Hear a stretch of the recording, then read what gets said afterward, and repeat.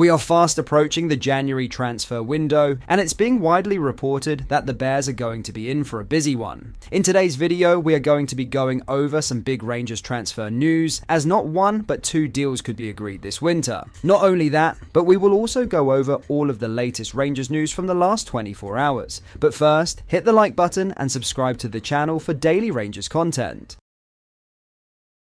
Firstly, Alfredo Morelos collected a league and cup double in Colombia and gave the credit to madcap former keeper Rene Higuita. The former Rangers striker scored to help Atlético Nacional win the title after a two-legged playoff final, and he added the winner's medal to the Copa Colombia he'd won earlier this month. It means he's now won more trophies at his loan club than he managed at Rangers. He collected just one winner's medal at Rangers when they won the title in 2021. He was injured for their Scottish Cup triumph the following year. And Morelos, who had a huge bust-up with former Aberdeen keeper David Gonzalez in the first leg after he asked him whether he was going to come on as a sub drunk again, put his new attitude down to famous former keeper Higuita. Higuita was nicknamed El Loco in his playing career and was made famous by performing his incredible scorpion kick in a match at Wembley against England, and is now a coach at his club. Morelos said, "Rene Higuita met me and made me change my whole mentality. He is a great person. I have no anger now towards David Gonzalez. He apologized because he was angry, I was also angry, and I did not accept the apology. But it's football. I have received many insults in my career. These are things that make you grow as a player, and I celebrated my goal with great passion. My personality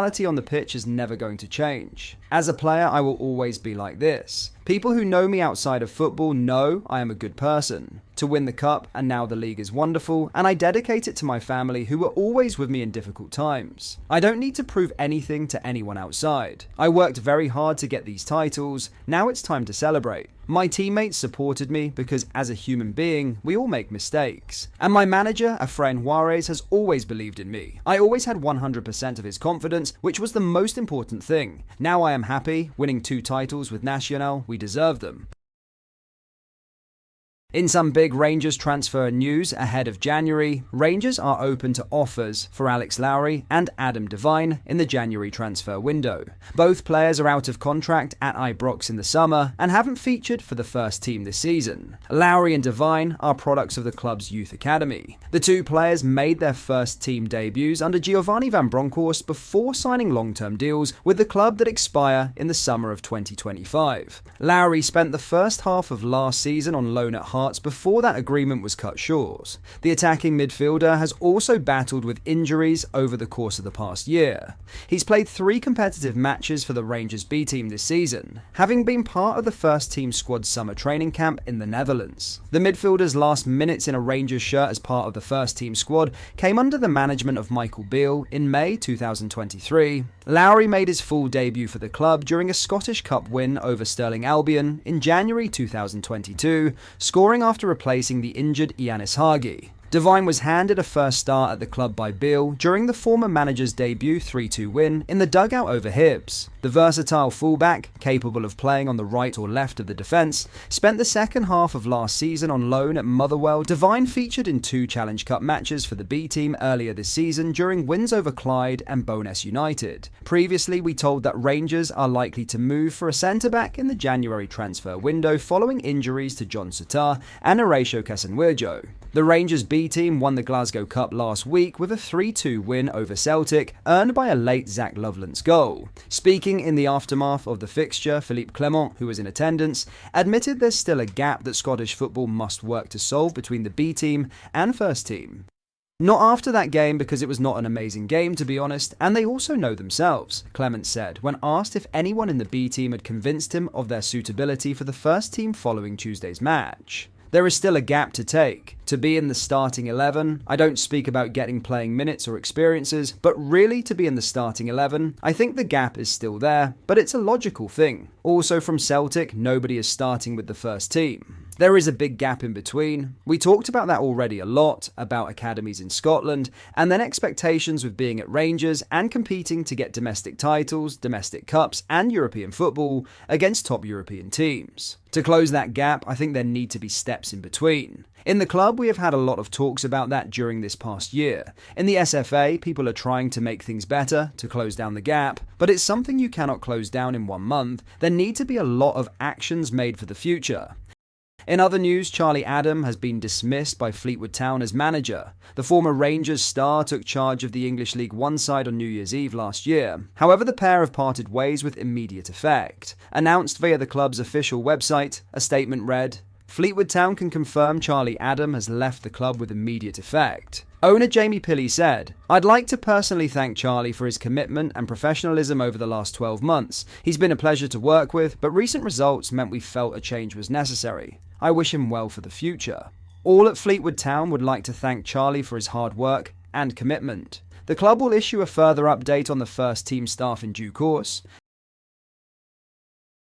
In other news, Liam Kelly was driven through the gates of Arshenhowie 2 decades ago as a young lad with a dream and took the first steps in his career. On Saturday, he walked down the Ibrox tunnel as a Rangers player and realised his lifelong ambition. Kelly worked his way through the Rangers ranks knowing that the chance he coveted might never come. When he left the club to join Livingston 6 seasons ago, it looked like his moment had gone. Football is, though, a funny old game, and the stars finally aligned for Kelly against Dundee. The keeper went through his usual pre-match preparations, expecting to watch on from the sidelines, while Jack Butland wore the number 1 jersey. After Butland was called away on family business and to be with his partner, Kelly was called into action by Philippe Clement. 2 hours later, he had a clean sheet to mark the occasion and memories to last a lifetime. Being the Rangers keeper is a very different existence than being the last line of defence for the likes of Livingston, Motherwell or Queen's Park Rangers, and there were large swathes of the match where the goalie was a spectator between the sticks.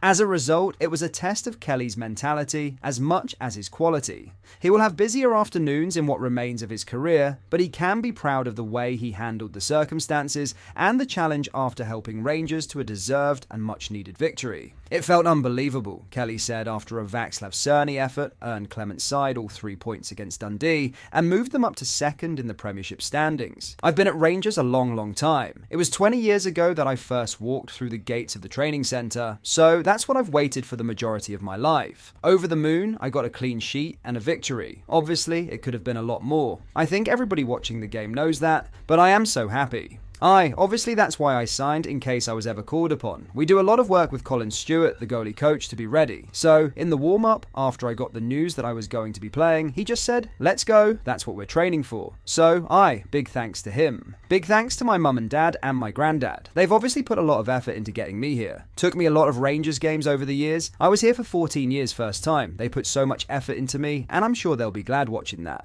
Kelly returned to Rangers in the summer after choosing to quit Motherwell at the end of his contract. He gave up the captaincy at Fir Park and made the switch knowing full well that his Scotland ambitions would suffer as a result of his lack of playing time going forward. Speaking during the pre-season trip to Holland, Kelly outlined his thinking. He believed, only 1 step away from the first team jersey that he cherished. He was right then, and events at Ibrox proved his point. It was the moment Kelly had waited for and worked towards.